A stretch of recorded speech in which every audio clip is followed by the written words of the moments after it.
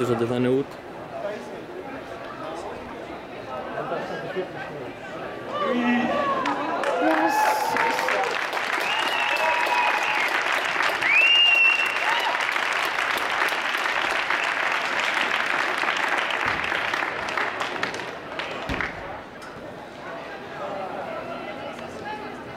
Við vorum að sjá þarna á skjánum tíman á tíðan ég veit ekki hvort við varum að sjá hann staðfestan.